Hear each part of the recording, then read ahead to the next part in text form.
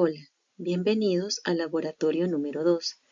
En esta conferencia les voy a explicar los principios de centrifugación, que es una técnica muy usada en biología celular para separar moléculas, partículas o fracciones celulares presentes dentro de una mezcla líquida.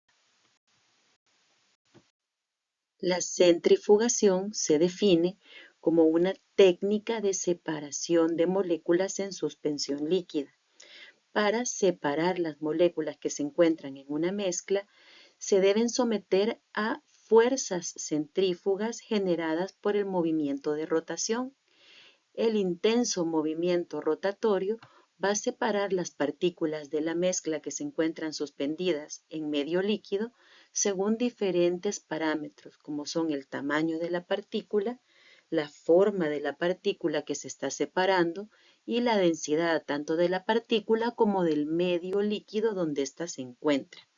Podemos ver acá un ejemplo de un tubo de ensayo que contiene partículas en suspensión que se desean separar para su estudio. Este tubo de ensayo se introduce a la centrífuga, que es el aparato que realiza la centrifugación. La centrífuga genera intensas fuerzas de rotación que generan la separación de partículas. Posterior a la centrifugación, se saca el tubo de ensayo y vamos a ver que se han formado dos fases distintas. Una se llama sobrenadante y otra se llama precipitado, sedimento o pellet. En el sobrenadante, que es la parte líquida que queda por encima del tubo de ensayo, vamos a encontrar la fracción líquida con partículas más pequeñas, más livianas y menos densas. Y todas aquellas partículas grandes, pesadas, densas, han precipitado hacia el fondo, se han sedimentado en la parte inferior del tubo. Esto es lo que estudiaremos en el laboratorio número 2. Lo haremos a partir de sangre completa que será donada por estudiantes. La sangre completa se introduce a la centrífuga y gracias a las fuerzas de rotación que este aparato imprime, vamos a separar la sangre en sus diferentes componentes.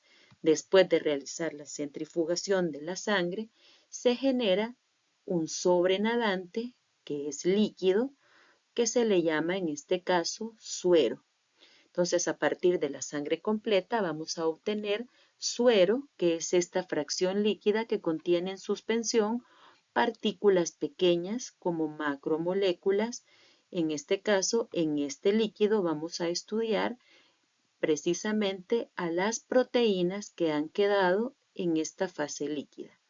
Podemos ver que la centrifugación separó una fracción de células blancas que han quedado en la parte intermedia y en el precipitado o sedimento están los glóbulos rojos que son la fracción celular mayoritaria de la sangre.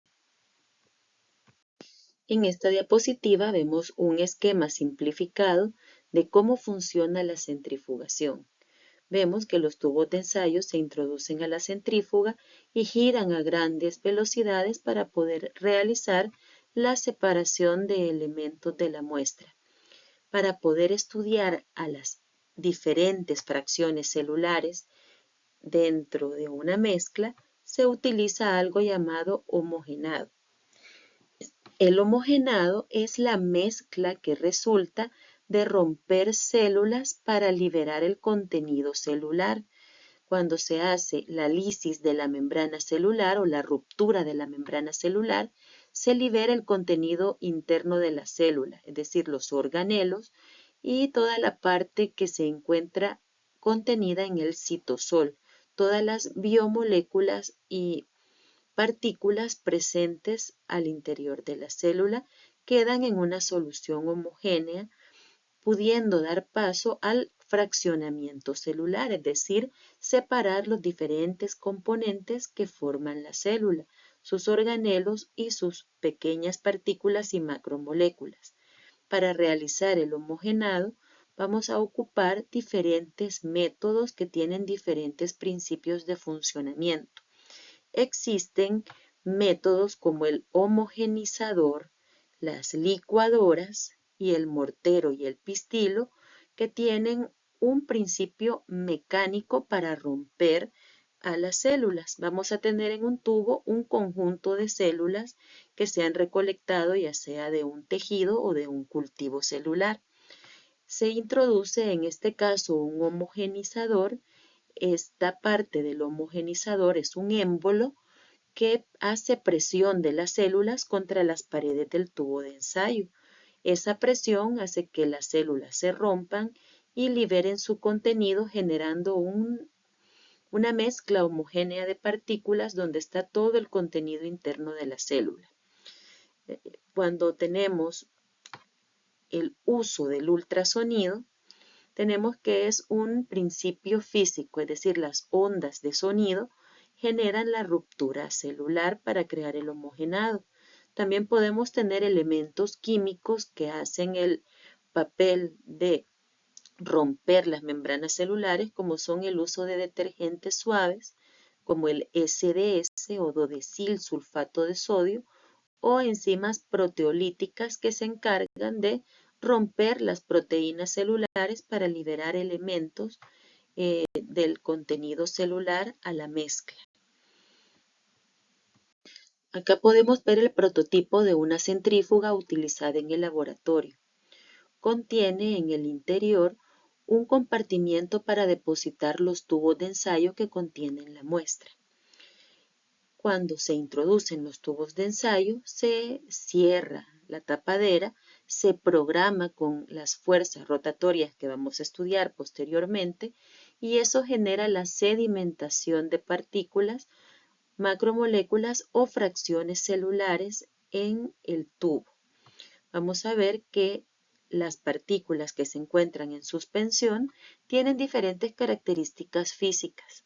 Unas son más grandes, más pesadas, más densas, otras son más pequeñas, más livianas, menos densas. Cuando se realiza la fuerza de rotación, aquellas moléculas que tienen mayor tamaño, mayor densidad, mayor peso, van a precipitar más rápido hacia el fondo del tubo, teniendo una mayor velocidad de sedimentación. Luego las medianas tendrán una velocidad media y las más pequeñas serán el componente más lento y que tarde más tiempo y que requiera más fuerza para sedimentar. En el proceso de centrifugación vamos a ver la acción o participación de 5 fuerzas que simultáneamente actúan a nivel físico sobre la muestra para poder generar la sedimentación y la separación de la muestra. La primera de ellas es la fuerza centrífuga, que es una fuerza aparente que aparece con el movimiento rotatorio. Cuando las partículas están girando a gran velocidad, la fuerza centrífuga es una fuerza que las empuja hacia afuera, hacia las paredes del tubo de ensayo. La fuerza centrípeta es una fuerza real que permite sostener el giro en el aparato. Esa fuerza empuja contrariamente a las partículas hacia el centro del eje de la rotación. La fuerza de gravedad es una de las fuerzas más importantes dentro de la centrifugación y depende de las revoluciones por minuto, es decir, de la cantidad de veces que gira el rotor por cada minuto que la muestra se mantiene dentro de la centrifugación. Esta fuerza de revoluciones por minuto, es decir, la velocidad con la que la centrífuga está girando, permite que al interior del tubo se generen fuerzas que superan la fuerza de gravedad terrestre. Entonces, esta fuerza de gravedad es el parámetro que permite medir la potencia de las centrífugas. Luego tenemos paralelamente la fuerza de fricción. La fuerza de fricción es una fuerza de resistencia que pone el medio líquido, es decir, el fluido, para el movimiento de la partícula. Entonces, cada una de las partículas que se encuentran en la solución líquida debe vencer esa resistencia que ejerce el líquido. Entonces, cuando se supera la fuerza de fricción, se va a sedimentar la partícula y eso depende del tamaño y de la forma que tenga la partícula en relación a la viscosidad del medio que está sirviendo como soporte.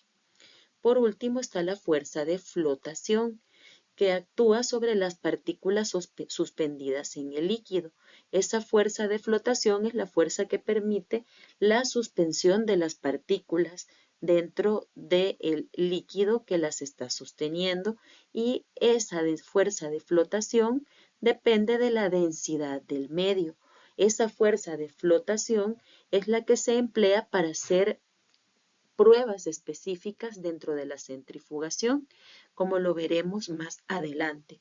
Entonces, estas 5 fuerzas actúan en conjunto para poder lograr la separación de la muestra gracias a la sedimentación de las partículas en diferentes velocidades. Dentro de la centrifugación hay un parámetro muy importante que define la velocidad con la que una partícula sedimenta, y ese se llama coeficiente de sedimentación. Este coeficiente de sedimentación se define como una medida de la velocidad con la que sedimenta una partícula hacia el fondo del tubo cuando se está sometiendo a las fuerzas que intervienen en la centrifugación. Este parámetro se mide en unidades S, que significan unidades Svedberg. Svedberg es el apellido del científico que creó esta técnica, que creó la primera centrífuga. Y un Svedberg es una medida de tiempo. Un Svedberg equivale a 10 a la menos 13 segundos. Y la velocidad y el coeficiente de sedimentación va a depender de la masa molecular o tamaño de la partícula, de la forma de la partícula, si es compacta o si es extendida en el espacio.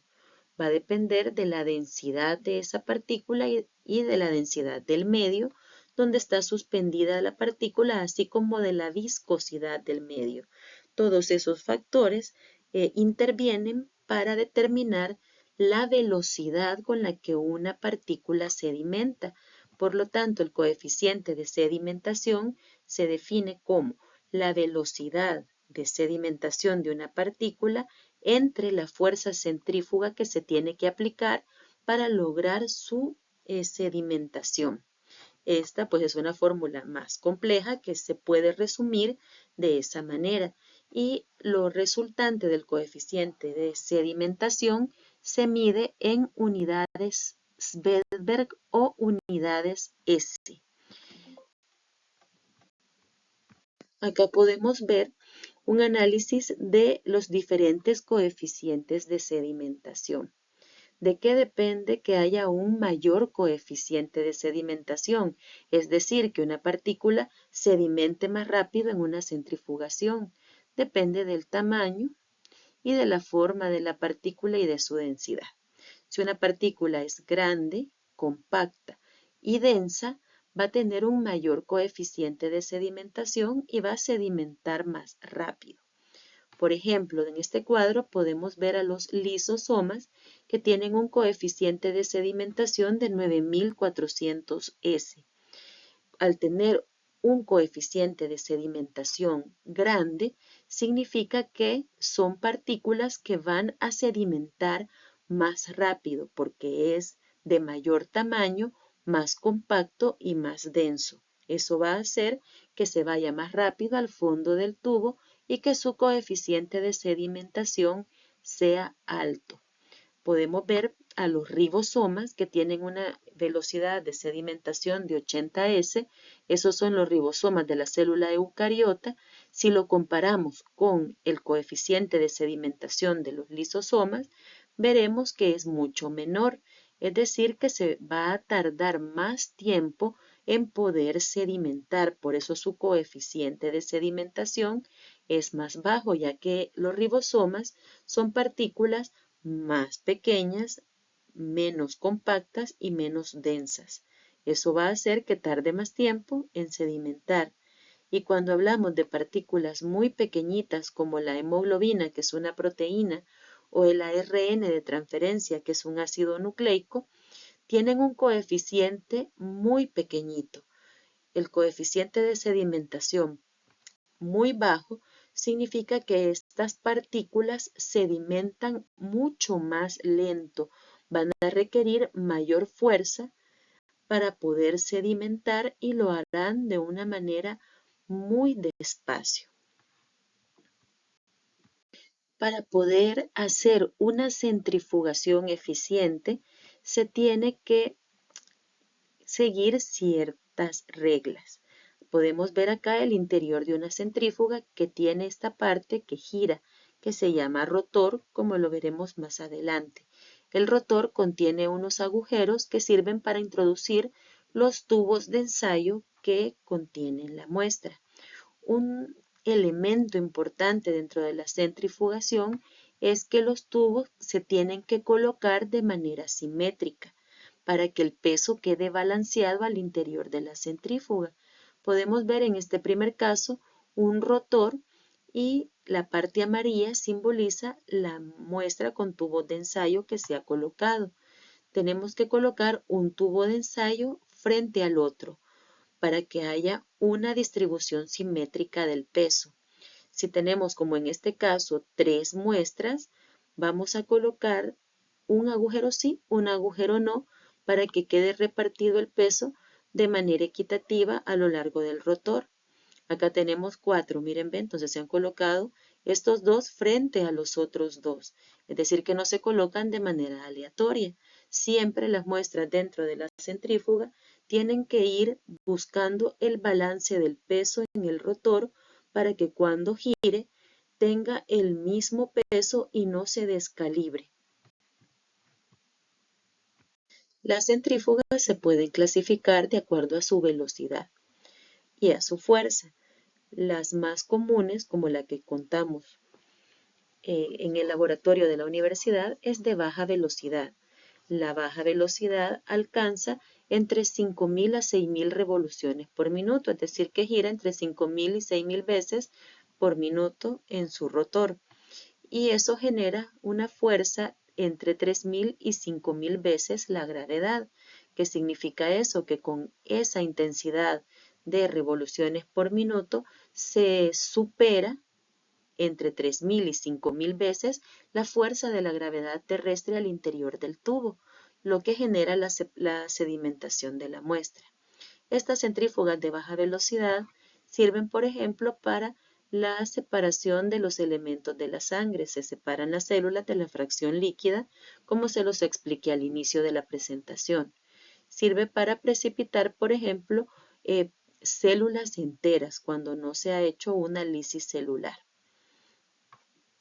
Las centrífugas de velocidad media giran entre 6.000 y 20.000 veces por minuto y eso genera fuerzas de gravedad de 5.000 a 25.000 veces la gravedad. Es decir que las centrífugas de velocidad media giran entre 5.000 y 25.000 veces más fuerte que la gravedad. Y esto nos sirve para separar organelos grandes como los núcleos, mitocondrias, lisosomas, peroxisomas. La alta velocidad, estas centrífugas giran entre 20.000 y 30.000 revoluciones por minuto y superan la fuerza de gravedad entre 25.000 hasta 100.000 veces la gravedad. Esto sirve para separar fracciones celulares más pequeñas, como por ejemplo los microsomas, que se los voy a explicar más adelante. Las ultracentrífugas son un tipo de centrífuga muy especializado que se utiliza en los laboratorios de biología molecular para poder separar macromoléculas o partículas subcelulares como los ribosomas o identificar pequeñas partículas de virus. La velocidad en la que giran las ultracentrífugas va de 70.000 a 100.000 revoluciones por minuto.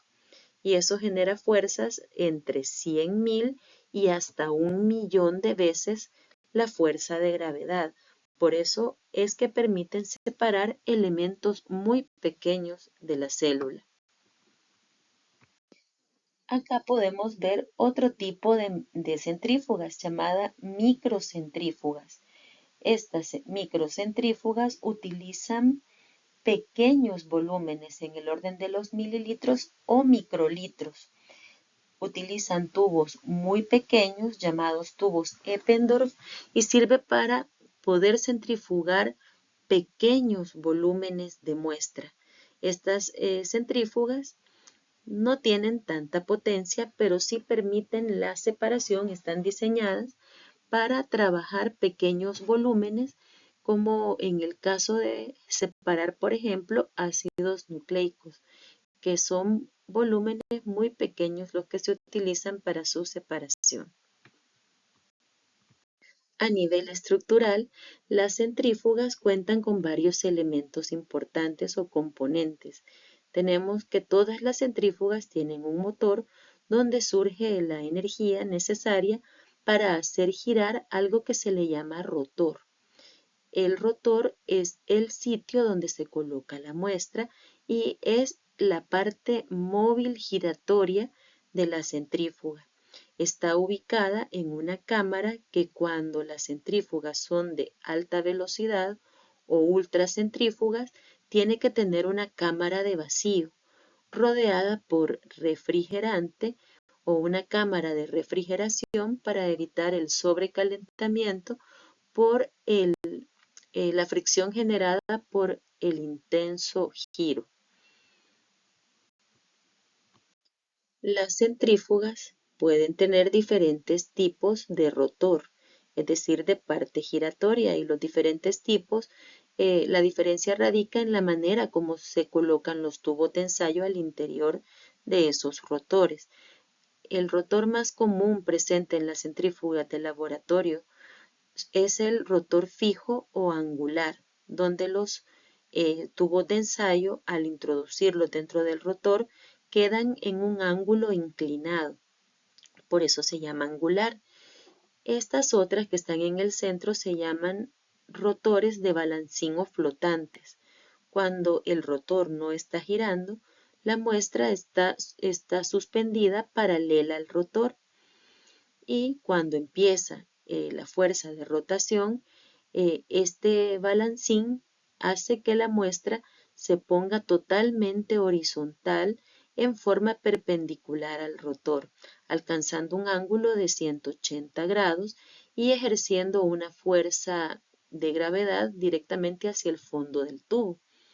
Y finalmente tenemos los rotores verticales, donde los tubos se ponen en posición totalmente vertical al interior del rotor. Las más comunes y de las que nosotros tenemos en el laboratorio universitario es la de rotor fijo o angular.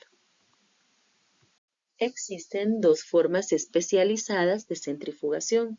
La primera se llama centrifugación diferencial. Se requiere de un homogenado, en este caso, según esta imagen, el homogenado se ha obtenido a partir de una licuadora. Este homogenado se somete a una serie secuencial de centrifugaciones, es decir, que no es una centrifugación única, sino que se requiere de un conjunto de centrifugaciones que se realizan de manera progresiva, una tras otra, para poder ir generando tiempos mayores y fuerzas mayores de centrifugación que van fraccionando las partes de la célula desde las más grandes hasta las más pequeñas. En esta diapositiva tenemos el proceso completo de la centrifugación diferencial. Está el homogenado, que se ha obtenido por diferentes métodos, y la centrifugación diferencial consiste en hacer una primera centrifugación a 800 veces la gravedad por 10 minutos. Luego de esa primera centrifugación se obtiene un sobrenadante y un precipitado. El precipitado o sedimento contiene los núcleos celulares, que son el organelo más grande, más compacto y más denso que ha hecho que se precipite primero. Si lo que se quiere estudiar es la fracción nuclear, se va a estudiar diferentes elementos de los ácidos nucleicos o proteínas que contiene el núcleo, ya nuestro estudio está completo. Pero si queremos seguir obteniendo fracciones celulares, sacaremos el sobrenadante y lo pasaremos a un nuevo tubo. El nuevo tubo de ensayo se somete ahora a una segunda centrifugación. Ahora va a ser a 20.000 veces la gravedad por 15 minutos. Es decir, se ha impreso en este tubo una mayor fuerza y un mayor tiempo. Esa segunda centrifugación va a generar la precipitación de organelos relativamente grandes como las mitocondrias, lisosomas y peroxisomas. Si lo que se requiere es estudiar cualquiera de esas fracciones celulares, nuestro estudio llega hasta acá. Pero si se necesitan seguir aislando elementos más finos o más pequeños de la célula, este sobrenadante se pasa a un nuevo tubo de ensayo y se hace una tercera centrifugación, ahora a 100.000 veces la gravedad por una hora. Eso nos va a permitir obtener unos elementos celulares llamados microsomas, que son fragmentos de membrana de los retículos, ya sean retículo endoplasmático rugoso o liso de la célula. Luego, si queremos continuar obteniendo elementos más pequeños, vamos a tomar el sobrenadante, se pasa a un nuevo tubo de ensayo y para poder obtener las fracciones más pequeñas como los ribosomas o otras macromoléculas como proteínas específicas, se va a requerir una cuarta centrifugación ahora a 150.000 veces la fuerza de gravedad y se deja por 3 horas porque es una partícula muy pequeñita la que se tiene que obtener. Hay que darle tiempo suficiente para que alcance su coeficiente de sedimentación y pueda llegar hacia el fondo del tubo. En este caso, la fracción más pequeña que se ha obtenido son los ribosomas. En esta diapositiva se resumen cómo se han separado los diferentes organelos o fracciones celulares de acuerdo a la centrifugación diferencial. Cuando se hace una centrifugación diferencial, la primera fracción que se obtiene son los núcleos por ser más grandes y más pesados. En segundo lugar, obtenemos organelos como la mitocondria, lisosoma y peroxisoma, y si aumentamos la velocidad y el tiempo, obtendremos microsomas que son fragmentos de membrana de los retículos endoplásmicos o de la membrana plasmática. Luego tenemos como último elemento obtenido dentro del fraccionamiento celular con centrifugación diferencial a los ribosomas, que son elementos que tienen más bajo coeficiente de sedimentación y que tardan mucho más en sedimentar, como lo son los ribosomas. El segundo tipo de centrifugación especializada es la centrifugación en gradiente de densidad. Para esto se requiere un tubo que contenga un soporte fluido con un gradiente discontinuo. Acá tenemos que el soporte más usado es la sacarosa. La sacarosa se va a colocar en diferentes concentraciones a lo largo del tubo, estando la concentración más alta al fondo y la más baja al inicio del tubo.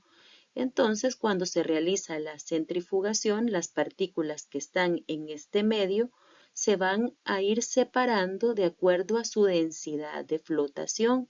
Es decir, que cuando la densidad de la sacarosa sea igual a la densidad de flotación de la partícula, esa partícula se va a detener en ese gradiente específico, generando una separación en base a la densidad de flotación en el gradiente discontinuo de sacarosa.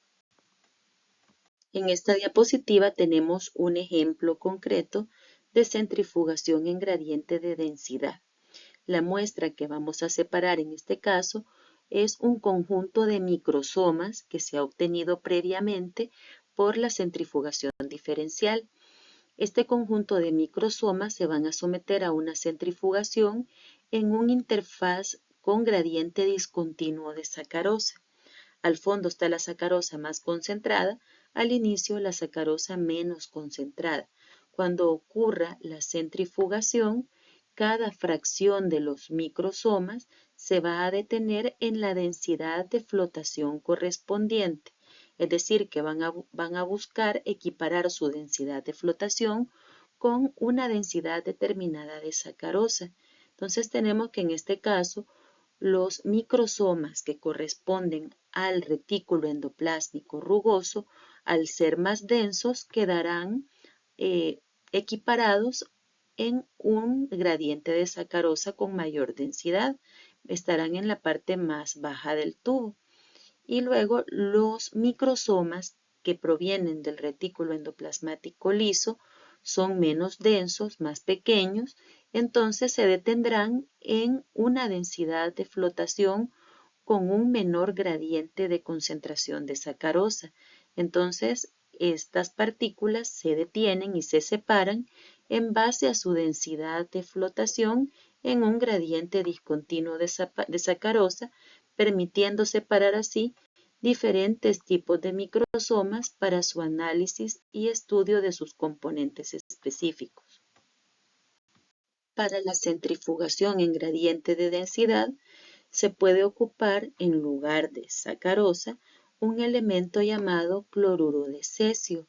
Dentro del tubo se va a colocar un gradiente discontinuo de cloruro de cesio.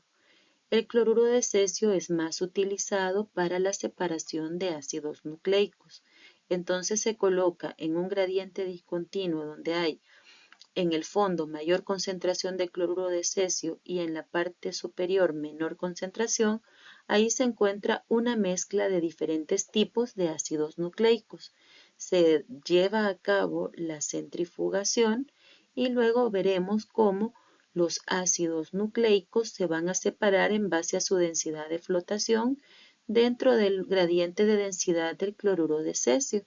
De esa manera, el cloruro de cesio y su gradiente discontinuo nos ayuda a separar los diferentes elementos de los ácidos nucleicos presentes en la muestra y finalmente se hace un orificio en la parte inferior del tubo para ir decantando los diferentes elementos separados en tubos de ensayo para su estudio.